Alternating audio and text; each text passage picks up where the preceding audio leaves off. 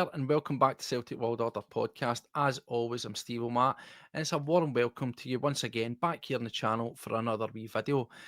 A video that I was hoping to have been able to discuss the content of late on Monday night when we done our last live stream. Of course, we're talking here about the meeting between the Fans Collective representatives and the Celtic Board. The long-awaited meeting after the protests, after the open letter. They were invited in to speak about various things, and it looked as if it was the progress that we needed. But you'll have seen since then, you'll have probably saw, as we all did on Monday night, some of those early WhatsApp rumours that weren't pretty reading, to be honest with you. And you'll also now have seen both statements, one from the Fans Collective and one from the club director himself. And when you look at those two statements, they are very much contrasting statements. You could actually wonder, were they at the same meeting? Because one from the Celtic Collective is quite lengthy, it's 3 pages, as you'd imagine.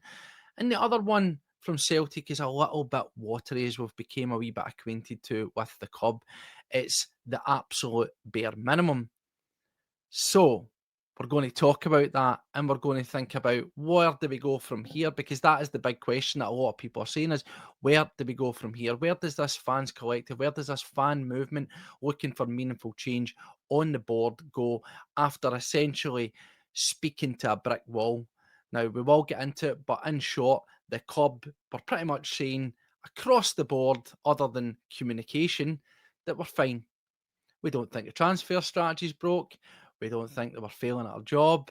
We're disappointed at the result of not getting into the Champions League.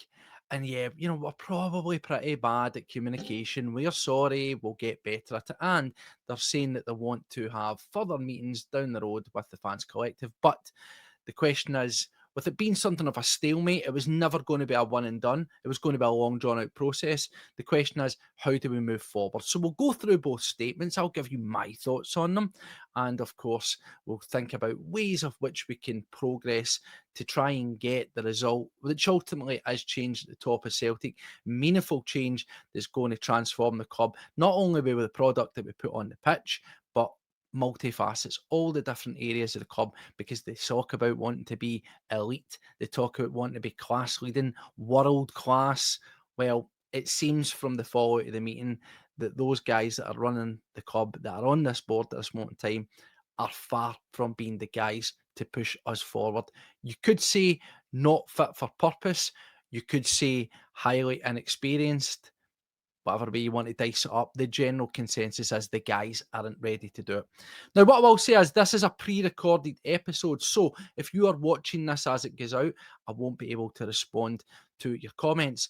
I will also say that as well as this being a topic that we wanted to talk about on Monday night, it was also one that was spoke about earlier today. So if you are rewatching this and saying, what the hell, Steve-O, why is it back up? Well, I apologise, because it's me. It's my fault. I done something completely daft where I deleted numerous videos from the YouTube channel when I was trying to do a wee bit of behind the scenes cleanup on the StreamYard. So we've got a wee platform here with limited storage space, and I thought, I know what I'll do. I'll clear up some of that, and I deleted loads of videos, but in turn I also deleted them on YouTube like a total and utter idiot. So I will try this time to be far more concise and coast through this one and give you the key points, go through the two statements, give you my thoughts on it, and wrap it up nice and quick for you. So welcome back to the channel. There is a beautiful 2,739 of you who have decided to subscribe to this channel, and we really, really appreciate it. The next target, of course, is hitting that big 3K. That'll be a massive milestone for us, and you guys out there can help us do that. If you're new to the channel, welcome, hit the subscribe, cost you nothing, all our content is free, and that is the way it's going to continue to be. We will not charge you for any of our services, whatever they may well be here on Celtic World Order, but our view will always be free to you. If you're one of the members, it's a wee donation, $1.99, helps with the overheads, the running, the costing for doing this, because as we say, we're constantly running this on a love of the game and not for the money. You can help us out if you want to do that. Down below in the description, you'll get all the links to our other social media platforms, and hopefully you connect with us on there as well. So let's get down to business, as we always say. Yes, the meeting, 6 o'clock, there was fan representative groups invited in with the collective, and also there was one association who is not part of the collective from Northern Ireland. They were invited in as well. Numerous people in the room, numerous members of the Celtic Board in the room, and the whole idea was to address the open letter that was issued many, many moons ago and go through those points and try and get some answers to feed back with a view of hopefully pointing out shortcomings to the board for us getting something from them in terms of, a structure of ways to improve, answer those questions and move forward. So let's get right in about it. As I said, this happened at 6 o'clock on Monday. I believe from people that were there, I've since spoken to people that were in that meeting, and it lasted, give or take, around about maybe 2.5 hours from start to finish. I will be honest, we are fully behind the fan movement. We're one of the signatories of the collective, but I did feel a wee bit disappointed. We held off because we knew that folk would be desperate to talk about it. It's not about wanting to be first or anything like that, but we thought we're going to talk about the football for the weekend. Let's hold off quite late. Maybe we'll have a wee update because we know that folk are going to be speaking about it, and we didn't get anything other than those, as I say, rumour and innuendo, those messages that were circulating about. But what I can say is that the general flavour of those messages were fairly accurate. The board didn't think anything was wrong, and to some people, it seemed like a waste of time. Now, do I think it's a waste of time? Absolutely not. I think getting in there, saying your piece is a starting point, but there must be lessons that are learned from it, and we will talk about that. And I'll give you maybe some wee suggestions that I think. I don't have all the answers. In fact, I might not even have any of the answers, but I will give you a wee suggestion of what I think needs to happen moving forward if we're going to make this a successful plan and a successful movement. So let's jump straight in to the Fans Collective statement that was released. So it says here, yesterday evening, the 6th of 10th, 25, the Celtic Fans Collective met with the Celtic Football Club to discuss collective concerns of the Celtic support. The meeting was to seek answers to the questions addressed in the Celtic open letter on the 3rd of the 9th, 25, which amassed 420 signatories. Of course, CW are one of those, as well as to understand what lessons have been learned and what changes will be made to avoid similar mistakes being repeated. Representing the Celtic Board at the meeting, Michael Nicholson, CEO, Chris Mackay, CFO, and also in attendance from the club, John Paul Taylor, quite possibly, as I always say, one of the loneliest men in football. Feel quite sorry for him, who's the sport liaison officer. Kevin McQuillan, head of commercial operations. George Campbell, the head of legal and governance. Mark Hargreaves, head of safety and security and operations. At the beginning of the meeting, a representative from the collective clearly laid out the context which brought us to the point and set out the collective's expectations of the meeting. It was made clear that the collective expected reasonable answers to the existing questions and some form of tangible action points moving forward. The collective acknowledged that while the positions of Michael Nicholson and Chris Mackay, in our view, are untenable, there was no expectation of agreement or progress on that during the meeting, and the discussion would remain respectful and constructive. I think that's fair to say. I was informed that they were told, listen, we believe that you guys are past your sell by date, that you're failing, and it would move you on. However, we need to talk about the wider picture right now, but let that be known that that's our thoughts. So that was one thing that I did say from the offices. If you do not say that to them, it's a failed mission. At least they did that. I like that. You got to say these things when you've got the guys in front of you and when you can see the whites of their eyeballs. The meeting was structured by working through the questions of the open letter, although some natural deviation did occur. A recurring theme, though, on all answers and discussions was a lack of humility, awareness, and accountability. That's, of course, in the club's part, and that sounds awfully familiar, doesn't it? It's like a broken record, it's like Groundhog Day. At various points, the club deferred to communication and perception being the causes of concern rather than the structure, performance, or the culture of the club, which I find absolutely baffling. It sounds as if they're looking at it and saying there's just a narrative being spun, probably in my guess, off the back of the transfer window in the Kaira Almaty. They're probably looking at it and saying, well, you've been happy up to this point. But no, we haven't been. People have been voicing it constantly. However, the more quiet, subdued voices have become louder because that was the straw that broke the camel's back. And without sounding patronising, some fans who maybe were happy clapping, who maybe were happy with the domestic success and getting into Europe and spending X amount while still banking Y amount, were happy with it. really maybe started to wake up and started to go, do you know what? No, this is broken because this is a cycle and it keeps on happening over and over. So, no, we were unhappy before that, Celtic. It's just more voices have started to get louder and it's snowballed and we've got to where we are. The club also repeatedly questioned or rejected the premise of questions put to them. The club defended its footballing strategy, although accepted it could be better at communication with fans. Absolutely, seriously, no shit. That surprises me that that's a surprise to you, Celtic. Overall, the club believes the football strategy is working and pointed at participation in European competition as evidence of that success. I will go on to that, but I think that is an absolute sad indictment. It's a pitiful measuring stick to use for being successful, quote unquote. Similarly, the club defended its transfer strategy, citing different factors for transfer activity being difficult. For example, tax laws in different European countries. Come on, Celtic. While pointing to examples which they believe is evidence of the working strategy. Now, it doesn't say what's in there. The minutes are still to be released, both by Celtic and the collective. I am genuinely interested to know what that evidence that they seem to have provided is to kind of justify that reason. But when we get it, we can talk about it. We don't have it today. The club said that the transfer business involves a multidisciplinary model, and no part of that model has ultimate authority, which seems wild. Why can't we have a group, a footballing department, a director of football operations, whatever you want to call them, that has ultimate decision making over that? However, they did see that there are thresholds where the board of directors must authorise increased payment transfers. This is probably coming back to this chat that we've heard, where there was the 200 grand situation that had to be authorised to get Luke McCowan from Dundee, and similar things where apparently if it goes over £3 million, Big Dermot Desmond needs to get informed. Now, it doesn't specify it's him, but it alludes to that being the case. When pressed on this point, the club claimed emails would be sent to board members for authorisation whilst where necessary. When pressed on accountability for failings, the club rejected the premise of the question but referred to internal reviews and experience of long serving non executive directors.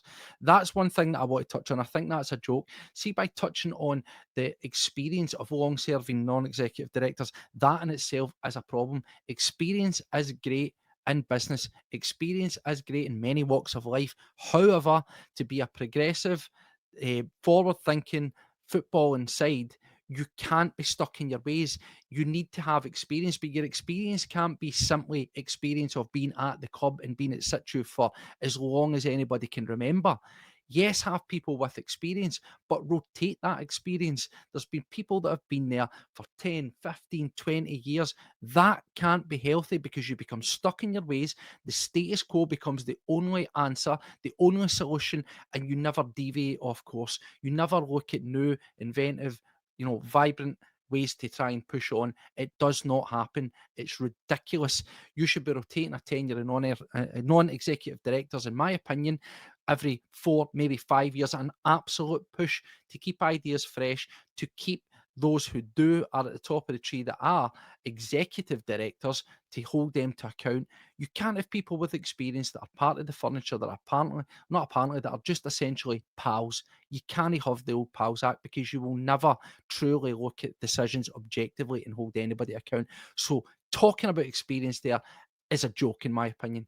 The club provided little evidence of independent oversight. Again, exactly what I've said, little evidence, because there is no independent oversight. There is no fresh eyes looking at anything. There's people who are lapdogs, dogs and lackeys. Sorry, tripping over my words there. That I'm annoyed by it. That are in there, and they are just there to do the bidding of ultimately Dermot Desmond. There will be no change, and there's no belief that substantive change may be required. Of course, there's not any belief, because that would mean people losing jobs. That would mean pals getting put out of a job. Why change it when it's no broken? Why change it? Why change your wee friend circle? As I said before, I don't want to go down this route again, but that is what exactly Dom Mackay would have been doing. Coming in as a CEO who knows how big business operates, looking at things, looking for transparency, looking for change, and asking questions. Why has this been here for so long? Let's change the process. They don't want that. That's why there's no belief that substantive change is required. The allegation of the senior Club official briefing against the manager of the Sun was described as closed by Michael Nicholson. Very good. And the club was unwilling to divulge much information, although claimed a conversation took place between the board and manager. I'd love to know the details on how that one panned out, because Brendan Rodgers was rightly, absolutely raging, and in enough words says the person should be found and the person should be removed. I wonder how he's feeling about the matter being closed. The club suggested that the allegation was unsubstantiated and did not require further investigation. In conclusion, the collective expressed disappointment at the club that the club remained unwilling to engage meaningfully on questions of leadership, governance, accountability. The meeting produced no tangible outcomes. Some would say no surprise, but it is what it is. And many participants left with the view that the club's leadership remains detached from the concerns of the supporters and is reluctant to confront the need for change. Full minutes of the meeting, as I said, will be published soon. The Celtic Fans Collective will continue to consult with members and plan next steps of the campaign for positive change at Celtic Football Club. It is our strong belief that yesterday's meeting compounded the necessity and urgency for change. So there we are. That's where we're at with it. That's what came out of there. Now, again, I will reiterate this, as I said on Monday. It's great. Of course, they want to put it officially. They want to have it out on sort of the headed graphics there on the socials, and it all to be sort of, cross the T's, dot the I's and stuff like that. However, in short, I do believe that at an earliest possible juncture, the collective could have just given us bullet points and condensed that into one tweet. The board think this is fine, this is fine, this is fine. They don't show any willingness to change, and apparently the manager's thing's closed. We'll publish the minutes, and I think that would have been important. Strike first, get out there, because all those rumours, all those WhatsApp messages, all that kind of nonsense, rumour and innuendo was out there, and I think that you have to make sure that you can set the record straight as quickly as possible. The minutes are still with us today. I'm recording this now, and we're close to sort of 3:30 in the afternoon, and I still don't have the meetings. Maybe they have dropped into my junk email box. I'll need to check, but at this moment in time, I still don't know what the minutes are. So again, I know that these things take time, and there's a lot written down, but with this kind of process, people want the facts quickly, and you want to make sure you are putting out the facts. I am interested to see what Celtic's minutes are, because they had an official minute taker there, I'm told. Want to see if theirs match up to the fan collective, and see if there is any sort of grey areas where it seems like they were at two different meetings, because that is one thing here. Let's talk about the statement that Celtic Football Club put out, which of course, as you would expect, is one of the most watery, sort of absolutely lacking of any substance statements as we've become accustomed to be. In response to the issues raised in recent weeks at Celtic about the club's strategy and operations, we invited representatives of the fans groups to meet with Michael Nicholson, Chris Mackay, and club executives at Celtic Park, and this took place on Monday evening, as I said, 6 o'clock, between about 6 and half 8. It was and remains our intention to provide full minutes of the meeting for the interested wider fan base. However, the content already being distributed online from the meeting, we are also eager to provide an early update. As I said, that's both of them probably should have put out something pretty quick by the end of the night, I thought, on Monday, but it took its time, and here we are. The club sought to comment openly on the issues raised to the extent that they are possible to do so without prejudicing club operations and confidentiality. We acknowledge that the club is not where we want to be at the moment, and we have not achieved all of our objectives in the summer transfer window in the Champions League. State the obvious, Celtic, and that mistakes have been made from which we will learn. There it is. We're sorry, we'll learn. Honestly, it's fine. The big coverall. Sorry. Gives another chance. It's classic, isn't it? It's just words. It means nothing to me at this point. We recognise the concerns raised, shared the frustrations of the sport, and valued the opportunity to hear from the sports last night. I am sure they did. Our immediate objective is to seek to make more progress without negatively impacting on the team on the field of play. I think that's a very cute bit of word in there. I'll touch on that ever so briefly. And if we continue to focus on delivering success this season, we intend to issue minutes soon, but outputs from the meeting, including a commitment to seek to ensure support and involvement in meetings with Police Scotland regarding the Fairhurst report, the review and development of sport engagement processes, and progressing a new safe standing working group. The club offered to continue to meet with supporters organisations moving forward and is committed to ongoing dialogue with the wider support. We have always engaged in regular discussions with supporter groups and will continue to do so, with the aim of ensuring that we can work collaboratively and positively in the best interests of our team on the pitch and the club as a whole. Excellent, Celtic. You sound really up for it. You sound like you have taken in everything that was said. You sound like you have learned lessons and that you are going to change. No, you don't. And that is it. It's all about this contempt. Now, as I said, since then, I wasn't at the meeting. I'm not part of the steering group. I'm not part of the representation. I am just merely one off representing, as part of Celtic World Order, one of the signatories on the open letter, one of the people who are backing the campaign for change, backing the Fans Collective. And we are quite comfortable in that role. We are quite comfortable using this platform that we have, as small as it may well be, to continually share the information, give updates to our viewers and the wider fan base, give our thoughts on it, maybe make some suggestions of what we think could be happening to make it better. But ultimately, we're comfortable. We think that the fan media scene, whether it's podcasts, whether it's blogs, whether it's just social media accounts like X accounts and stuff that are putting out stuff, there is a major underlying sort of base level part to play, and that is continually pushing out the message, trying to speak the truths. We always say speak our truth, but speak the general truths about the state of where we are. Try and hold the board as accountable as we possibly can and talk about all things good, bad, and indifferent at the club to highlight it and maybe raise an awareness. Because I take, for example, the video that Paddy and I done in and around the stadium. The response to that video has been phenomenal. And I was actually really pleasantly surprised because, without sounding patronised, it maybe felt like it opened up a couple of people's eyes, because you don't realise these things until it's presented in front of you. And I think that, as I said before, certain fans who had been happy and just sort of coasting this movement, the behaviour, the straw that snapped the camel's back was undoubtedly the transfer window going to Kyra Almaty. But with platforms like ourselves and others putting out all the facts, pulling back the curtain, scratching the surfaces of every other part of the club where they're failing, when you bring it all together, it accumulates and they go, wow, things are actually looking a lot worse.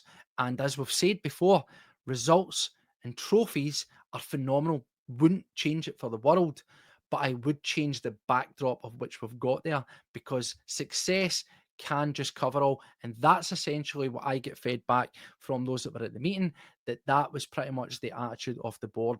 Count the medals, look at the trophies, look at the profit. We've been in Europe regularly. In enough words, shut up.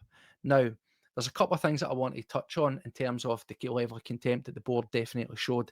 One thing that I was told was that they essentially turned around and says, and I'm paraphrasing here, was, thank you for joining us. We acknowledge your concerns.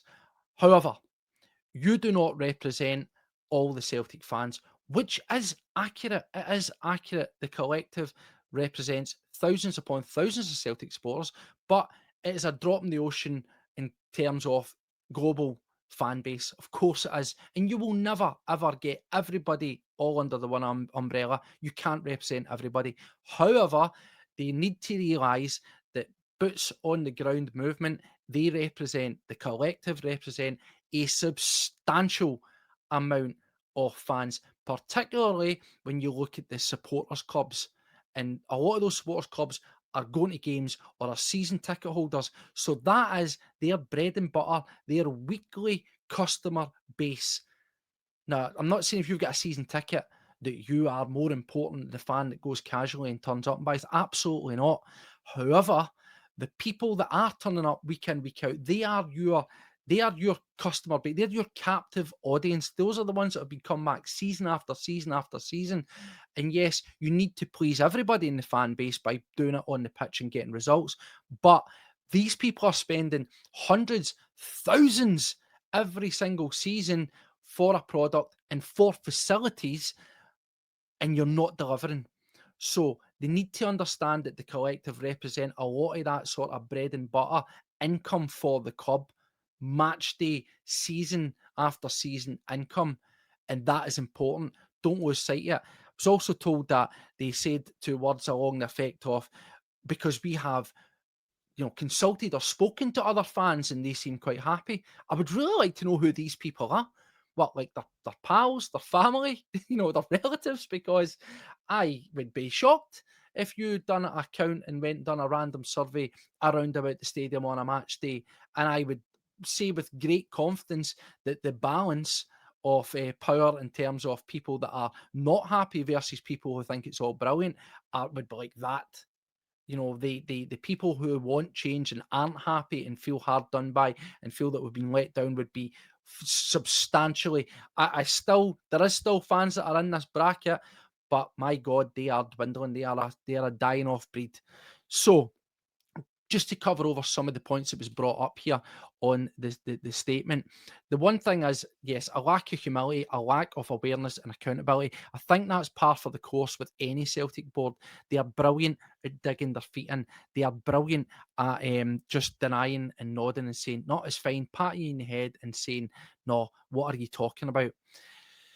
That is, you know, that's par for the course. We've expected this. We've seen this time and time again. And to be honest, I'm a wee bit surprised at getting that out of Nicholson and Mackay in particular, because the feedback that I got from those guys, the people that were there, is that those guys are not fit for purpose. That those guys don't have the credentials, the minerals, the knackers to go in there and really be a driving force for Celtic. I was told, would I trust them in a negotiation for players? Absolutely not. They seemed weak. They seemed shaken. That's what I got back as well, that they didn't seem comfortable in that environment and they didn't fill you with any confidence. And I was given a comparison to Peter Lawwell. Now, I know Peter Lawwell's long in the tooth, well past his sell-back date at Celtic and should be moved on. But let's just take 1 second to look at, for better or for worse, some qualities that he does have in terms of character, and that is that he's just basically a bulldog, isn't he? He's thick-skinned, rhinoceros skin, and he could sit there and take anything that came his way, and it'd be like water off a duck's back. Now, I'm not saying bring back Peter Lawwell. I want Peter Lawwell gone. I'm just using in terms of that's what we once did have. Now, again, he's outstayed his welcome. He's been at the club so long where he's found himself becoming the villain. But remember back, and there actually were times when people thought Peter Lawwell was great. Why? Because it was the idea nobody messes with Peter Lawwell. Nobody messes with Peter Lawwell. And that used to be clubs don't mess with Peter Lawwell. He plays hardball. The SFA don't mess with Peter Lawwell. UEFA don't mess with Peter Lawwell. Blah, blah, blah, blah, blah. But now it got to the stage where it's Peter Lawwell doesn't think you don't mess with him being in the fan base, and it became too powerful. But think about that person. If he went into a negotiation, and again, for better or for worse, we've seen how his arrogance and his character have been detrimental in getting deals done. But at the same time, for everyone that attitude has failed on, there would have been enough wins as well. The feedback is that these guys are absolutely nowhere near it. They're quite literally puppies, and the chances of them growing up and turning into pit bulls and bulldogs are absolutely nothing. So that in itself is an observation from people who are going there. I don't know the backgrounds of everybody who's in there, but people who aren't business types, and you're going there and you can read that feeling, that body language. We always talk about body language with players, but you can read that body language of the people in front of you and thinking, nah, they're weak individuals. Can you imagine what it's like when you're getting into a business setting, and whether it is with sponsors or corporate or other football clubs or agents, they'll smell blood, and if you present as weak, then you're going to get poor results. And I think that was a very, very interesting takeaway. One thing that really irked me and annoyed me about this feedback from the collective here was that they point to the football strategy working and use European competition as evidence for its success. That seems completely and utterly baffling to me. Now, with Celtic, bear in mind, you're pretty much guaranteed, bar 1 or 2 times there's been an anomaly, you're guaranteed European football, whether that's Champions League, whether it's Europa League, or where now it's Conference League. You were always guaranteed European football. It's a given. And yes, the likes of the Champions League, when you need to qualify, you need to earn the right to be there. But you've always got a layup. You've always got football, of European football of some sort to play in. So are they basically saying something that is almost handed to you on a plate is a win and a success? No. Now, I understand that to get the right to play European football, you need to win the league. I get that. But they might as well just say domestic success shows that it's working. Now, we all know, and as I said, domestic success has been able to paper over a million cracks, covered a multitude of sins, and maybe blurred the eyes of some fans who are now taking off the glasses and cleared the sleep from their eyes and can see what's right in front of them. But that's bizarre. European football is expected for Celtic fans. Now, getting into Champions League is the be all end all in terms of that's what you want to be. But as we know, if you fail to get in that, you could drop down to one and then previously could drop down to another. And with the coefficient, the way it's going to get harder and harder and harder. And those drop downs can happen, right? Take as well the fact that if you win the league in the years that we've had direct entry to the Champions League, how can you take that as being some sort of achievement? It's been handed to you. You haven't even had to qualify. So why are you using it? Let's then wind back the clock. I don't know if I've still got this graphic here, but let's wind back the clock. In fact, no, I don't. I've deleted it. But let's wind back the clock of the failed campaigns that Celtic have not get into Europe, not getting the top table of Europe. You know, multiple times where we failed in qualifying rounds, as we did this time.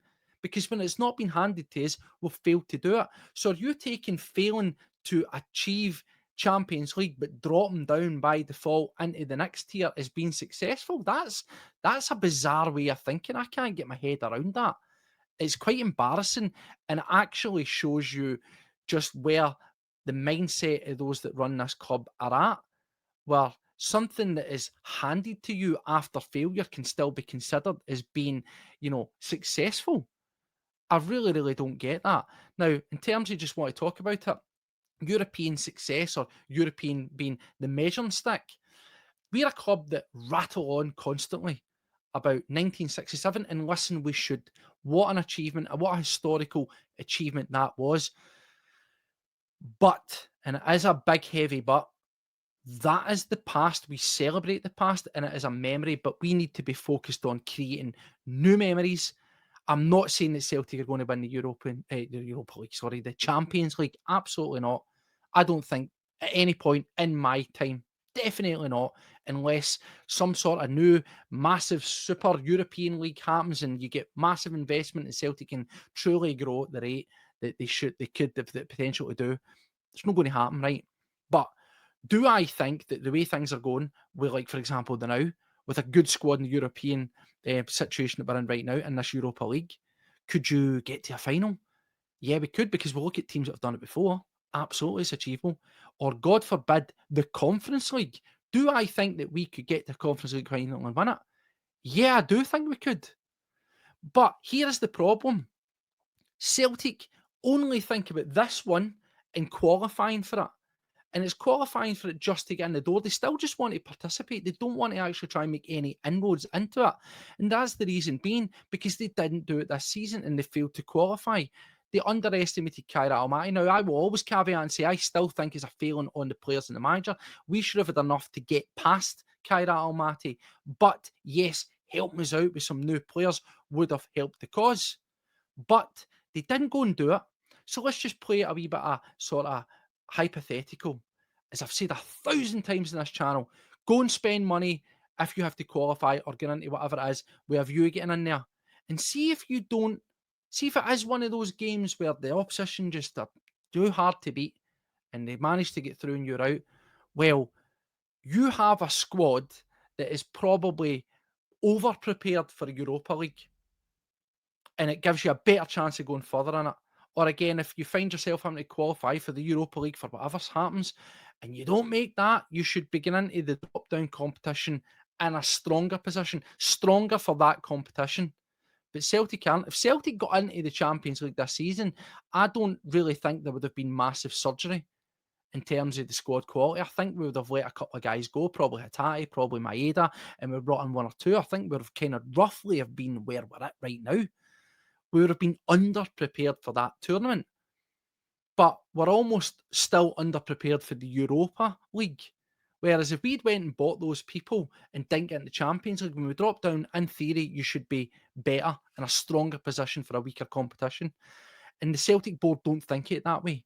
They don't think we can make a fist of whatever tournament that we are in, because I can guarantee you, if you get to Europa League final, if you were able to win a Europa League or a Conference League, you won't make as much hard cash like that off of the sponsors, the TV and everything else, the prize money. Absolutely not. But we are a merchandising juggernaut, and you would get so much back, where you would be almost so close to getting a good portion of what you missed out on in the bigger tournaments just by doing that. But you need to invest and you need to move forward to try and achieve those goals.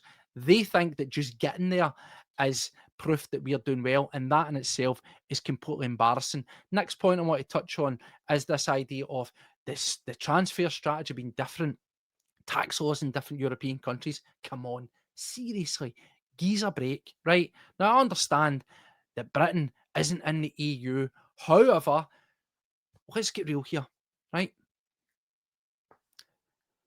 Celtic's main transfer are always going to come from European football. It has done for years, and it will continue to do. And it has done whilst Celtic has been in a club in a country that aren't part of the EU, right? We've not been in the EU for a while. We still managed to sign players, by the way. Maybe not as much as we did, but we still managed to sign players. So why is it all of a sudden now it's so difficult to do that? Now, I understand that certain tax laws in other places will cause you trouble. For example, if you had a guy that was earning tax-free in Qatar or Saudi Arabia or something, and you wanted to bring him in, he might not want to take it, because after a certain period, he's going to get smashed with tax as soon as he comes back into the UK, and he doesn't want to do that. That's not happening in Europe. So what are you talking about, Celtic? Why are you once again throwing out absolute garbage, hoping that it sounds a bit too businessy for us simple beings to get our head around? In the same way that they threw out financial fair play, which people have shown time over that Celtic are in no danger of breaching. They just throw stuff at you that sounds businessy. It's a bit too complex for your wee head. You'd never get your head around it. Come on. There's a lot of smart people in this support, and we see right through that garbage. Absolutely embarrassing. This one here, the transfer business, and they say that yes, certain sign-offs need to get done, and certain board members have to get asked why. Why? We're not changing. That's where change needs to come in. We need a meaningful football department, a director of football, someone who has complete autonomy over things, that can make decisions without having to run away and ask for an extra 200 grand, an extra 500 grand, an extra million, whatever it'll be. We need people who are empowered to make decisions. We need to be progressive, and that is not going to happen under this current regime. The final one that I do want to mention, and it really annoyed me, was this here. This around about the leak to the Sun.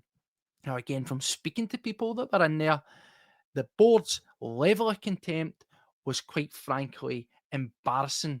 It was essentially like turning around and saying to somebody, "Are you stupid?" Because they were asked, "What about this leak?" "Oh, it's closed." "Okay, what do you mean by it's closed?"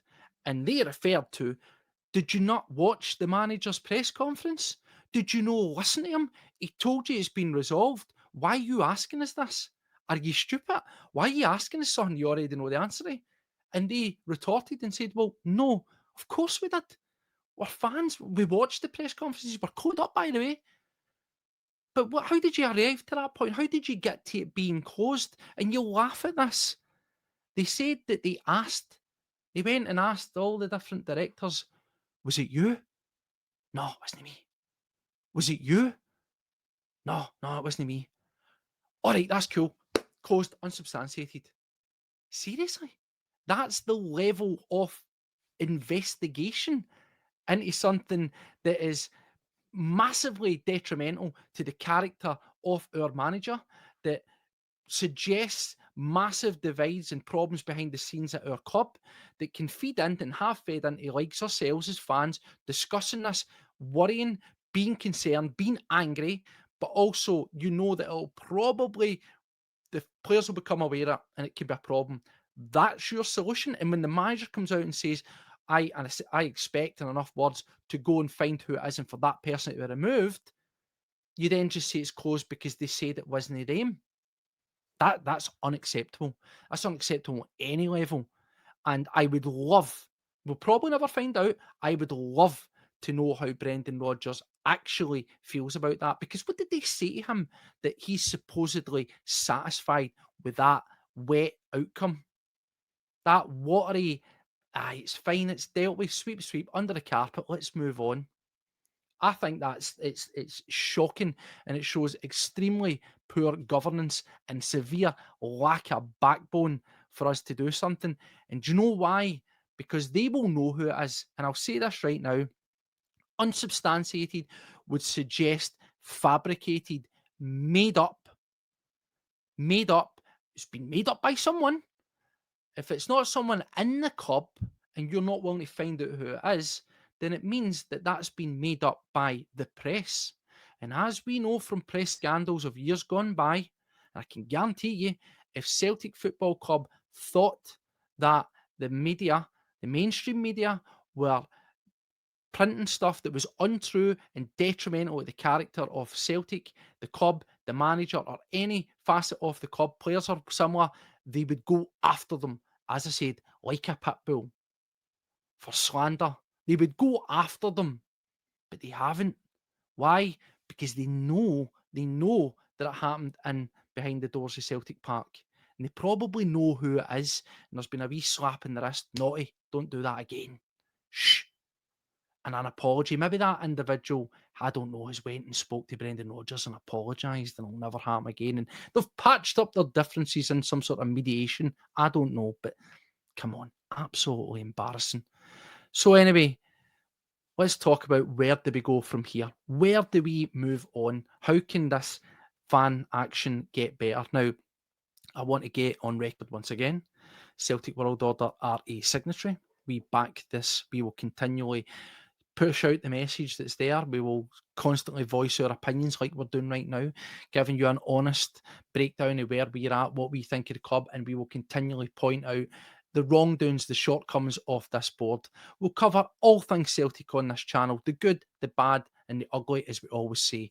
And at this moment in time, I think our role as part of this wider fan media is to be consistent in message. And I would encourage all the other podcasts, blogs, and everything else in between to come together, have a united front, and really push out the message, work together on this, because there's strength in numbers, and that is the key point here. It is unity. Now, as I said, I wasn't at the meeting. I spoke to some people that were at it, but what I do think is, coming off the back of this, the collective need to change. They need to reassess how about they go into the next meeting, if there's going to be another one, and how they go into it. Now, I wasn't there, so I can't speak, but my understanding from what I've heard is that they went in, as it says in their statement there, they went in essentially with the points written down and they worked through the own later, right? And the club just batted it all away. It's fine, it's fine, it's fine. We talk about it. Now, one thing that I would say is needs to happen. It needs to be in a language that this board can understand. You need to go in there with a business, almost lawyer-like outlook on this. That's no disrespect. I think the work that the collective have done and the individuals involved deserve a lot of praise. To get something like this off the ground so quickly and snowballing into where it's at, where they're actually even getting invited in the door, is a great early step. But there was many people in there, different fan groups, CSCs, social media, etc., etc.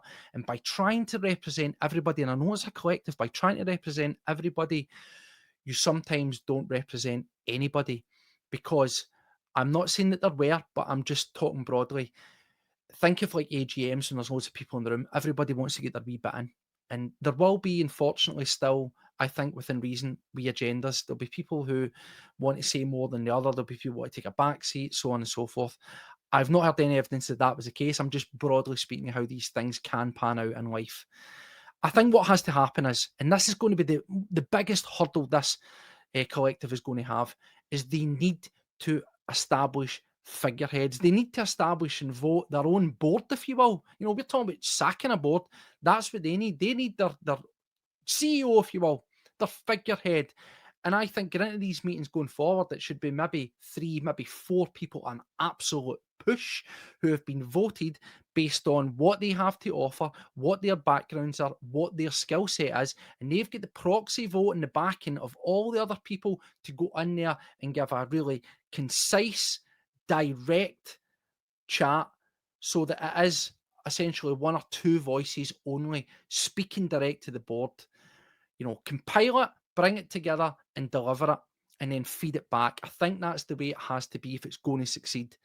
Now, I do think that the cause, as I say, is just, is correct, and hopefully it doesn't fade away. I don't think it will. The wording at the end of that statement tells you it's not going anywhere, but it needs to be really dialed in. Now, this is where the fine tuning needs to be found, because they went in there, they've said their piece, and they've came away with nothing that's really suggested this board are going to change. Now, there could be multiple reasons for that. You're never going to be a one and done. I understand that 100%. So what would I suggest? Well, as I said, I think you need figureheads. That's the biggest and hardest point, because unfortunately, you are representing thousands upon thousands of fans, and trying to narrow it down to 3 or 4 people almost seems impossible. But it's like a political party, for example. It's going to be difficult to try and vote one person or a couple of people as being the heads, but it has to be done. How that happens, I do not know. That's for them to come together, do a bit of brainstorming, have a powwow, work out, iron out the creases, work out the logistics, and ultimately try to make it happen. There's multiple people that it could be, and people have said before, the likes of anytime I've spoke, you spoke really well, Steve. You could get yourself involved. I'll say again, I have no intention. I'm happy in my role of where we are. But just using someone like myself or any other social media person or fan media person, everybody's got an opinion on them. So for everybody that likes somebody, there'll be a lot of people that hate or don't like, and that person doesn't speak for me. I think they're idiots. And that's the problem you've got, is trying to establish these people. But we also need to set aside differences of opinion on things and look at the bigger picture. A person that you might not particularly think is great, or the ideal person to do it, might well have all the skill sets to go and do that. And you need to just bite your lip and go, I understand it's for the better here. I think that's what the collective need to do. They need to establish figureheads. And again, when we look at what happened with the Celtic Trust, they're trying to get board influence by having enough shares where they can get a decent portion by a proxy group to get on the board to have a fan voice. That is maybe something that needs to be added to the collective. Obviously, we know that the Trust are there. There was the other group, I think is it David Lowe? Correct me if I'm wrong on that. It went to try and team up with the Trust. They've now done like a sort of splinter group, if you want to call it, with the same principle, buying up shares, getting a proxy vote and trying to get in. Someone like that from that group who have that business sort of mindset, or someone that's been involved in boardrooms or something like that similar, that understands it. I think that's the kind of people, or at least one of the collective of people that you need there to steer it. It's about talking to these people in a language that they understand. And if you can have the likes of one of these organisations that are trying to buy up shares being part and right at the forefront of the collective, then it gives you two angles that you're coming at it. The ultimate goal is we will get on the board through collective sharing over a period of time. However, all the boots on the ground stuff, the match day stuff, the regular protest, the likes of this, putting out the content, that all supplements it, and it builds up, and it continues the groundswell, and it continually puts pressure onto the board, maybe a wee bit of embarrassment on them, to sort of make them wake up a wee bit to their shortcomings, and that, by the way, this isn't going to be fading out quick. What I don't want this to turn into is basically something of a shouting match where there's loads of sort of, as we say, there's all sizzle and no steak. There's loads of shouting, there's loads of protest, but it doesn't really go anywhere and it's not directed. I don't think we're at that stage at this moment in time, but if it doesn't get that real dialed in structure, then it could be in danger of going there, and I really don't want that to happen. I don't want it to be like, remember the fan groups were rebelling against the board, and it was, for long periods, it was upside down banners at way of protest, and it showed a message, but it didn't really go anywhere. That's what we can't afford this to happen to. So I would really like to see something like that. And in terms of going into it, to try and get answers, I think you need to present facts to this board. Again, I wasn't there. If you know if this happened, please let me know. But from those that I've spoken to, it didn't sound like it did. It looked as if they worked off the letter and went through the points. How could we change that? How could we make it more forceful, more impactful the next time we go into it?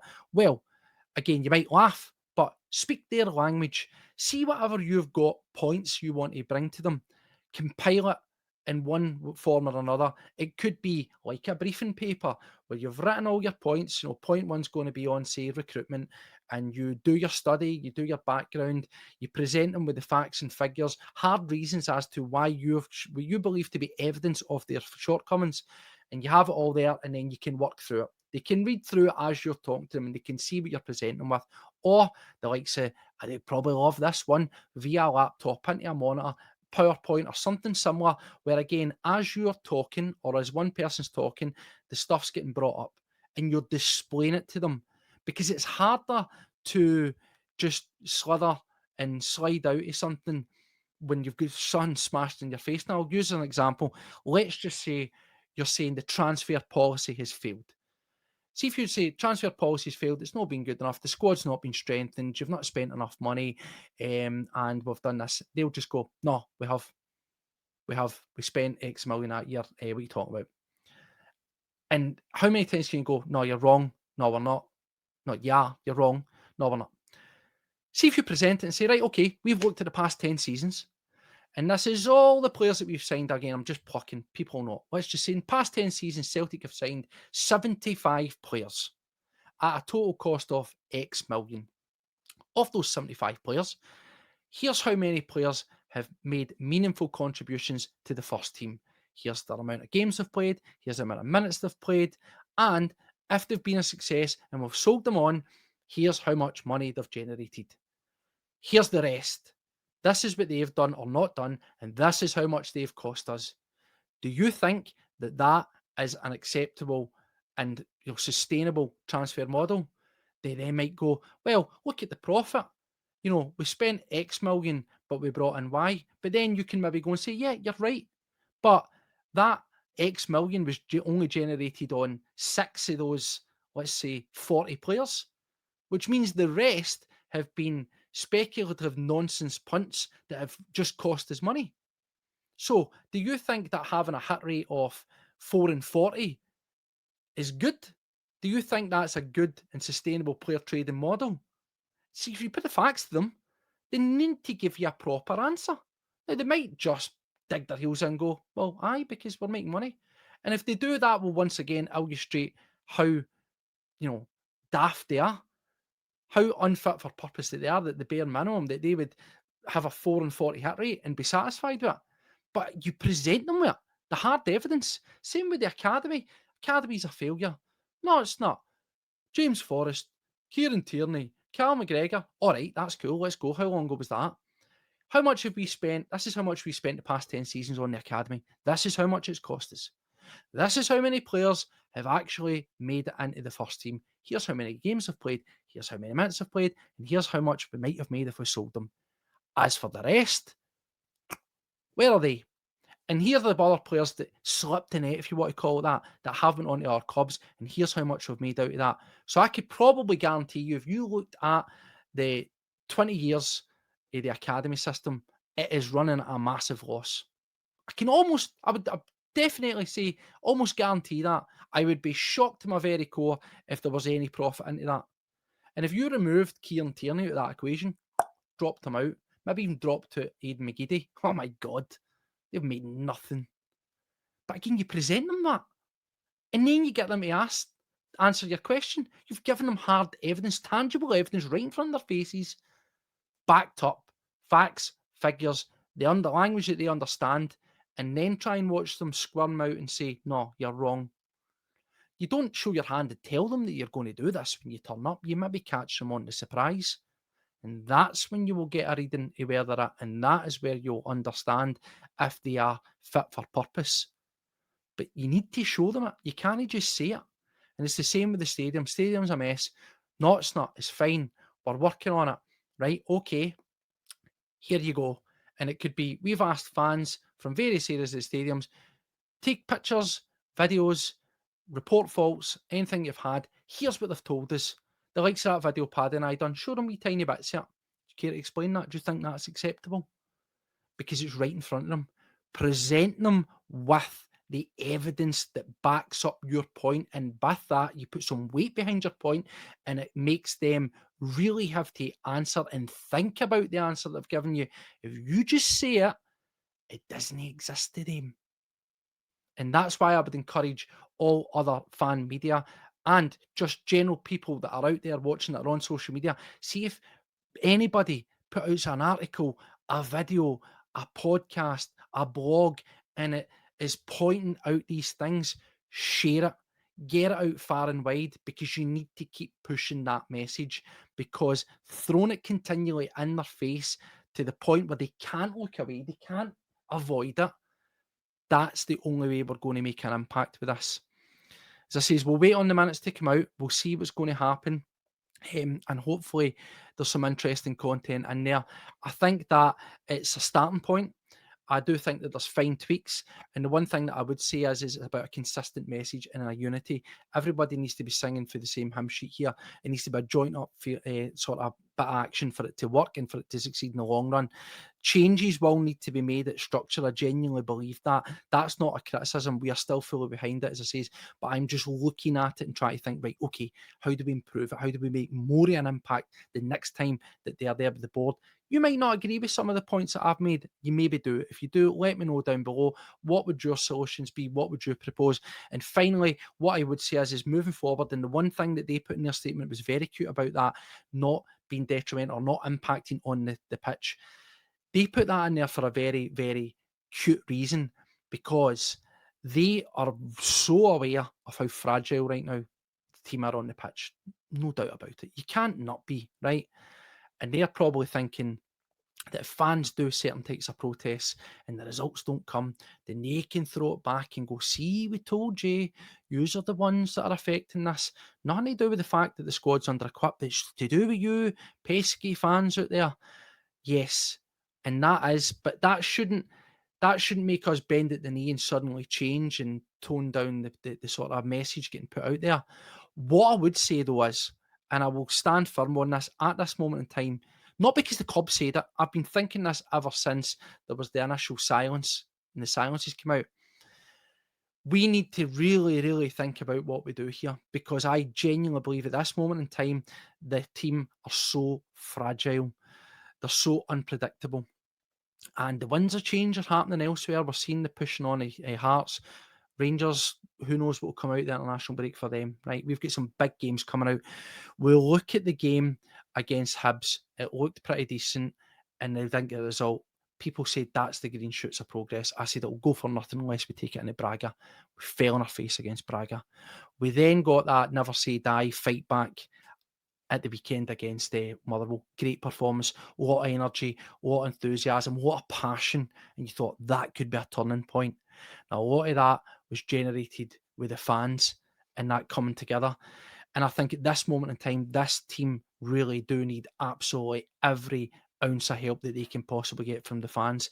And I will say, I don't think that silent protests are the way to go. I'm not suggesting that that is what the plans are, but I also think that we need to be mindful. We need to be consistent in message, but it cannot be at a stage where it eats into those players on the pitch, because I really genuinely do think it will. And I think that they are in such a fragile position that we need to punch through beyond that between now and January in particular, fully behind that team, fully drive them on, and almost hopefully push on. And we do kick on and we just take over and go at the top of the table as we normally do. But maybe it's going to be a case of getting by and damage limitation, just staying where we are. But it's important that we do that. And I think that the protests or anything that's planned moving forward need to be mindful about that, maximising support on the pitch, but also maximising the message to the board. And it could be various other ways to do it. But the one thing will be consistency of message, whether that's before match, post match, at half time. As we say, platforms like this, sharing content, social media, get boots on the ground stuff, handed out things at the match day and all that needs to continue, but it also needs to be on the balance of supporting the team. So anyway, listen, thank you very much for taking the time to join me. As I say, again, if you did happen to tune into the earlier one, I apologise. As I said, I deleted our after videos. There was a couple other videos that have been on the channel there that unfortunately deleted. You live and learn when you do these things. As I say, don't click the wrong buttons or you'll end up deleting some of your hard-earned work. So there you go. But anyway, thanks for tuning in. If you haven't done already, hit the subscribe button, hit the bell notification. Every time we go live, you will get notified. Till the next time, take care of yourselves, sack the board, and hail, hail.